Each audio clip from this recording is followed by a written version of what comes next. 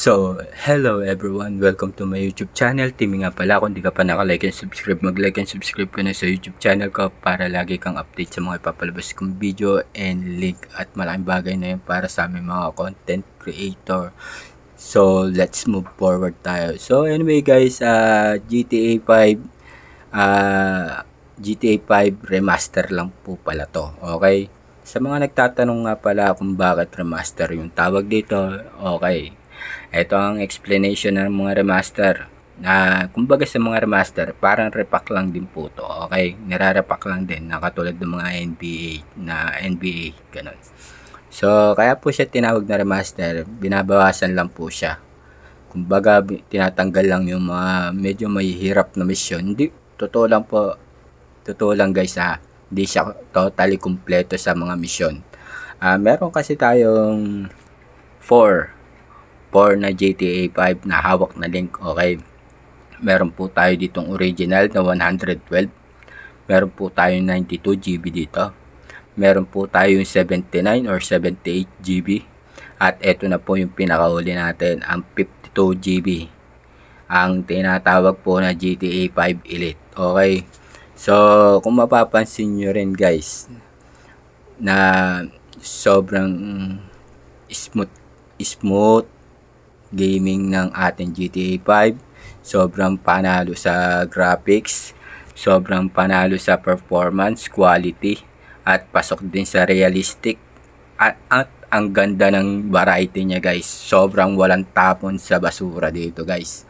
So, kung gusto nyo ng ganitong GTA 5 na realistic, ilalagay ko na lang yung link sa comment section, at like na rin po kayo dito. So, kung gusto nyo pa ng mga ibang games, mag-comment lang kayo kung ano gusto nyong i-post natin at gagawa natin ng video yan, okay guys? So, sa mga nagtatanong naman kung paano naman yung installation ng GTA 5, so madali lang to guys. Kung nakapaglaro ka na ng NBA 2K14 to 2K26 sa iyong cellphone, same lang po sila ng installation. Ganun lang din po yun. Wala po kayong yung di kayo papahirapan. Sa totoo lang, ang pahirap lang talaga dito yung sa container, okay? So, sa mga mag-aabang ng link po natin, okay, abang-abang lang po kayo at maglalapag tayo ng mga libre. Re-remind ko lang din po sa inyo, wag na po kayo mag-avail ng mga gusto nyo link dahil marami po tayong link, okay? Mag-comment lang kayo at i-like nyo yung video, i-share nyo na rin yung video na ito para mas marami pa tayong matulungan ng mga ibang players na laging na-scam at na mga nag-a-avail. So, yun lang guys. Kung nagustuhan nyo ang video na ito, mag-like and comment.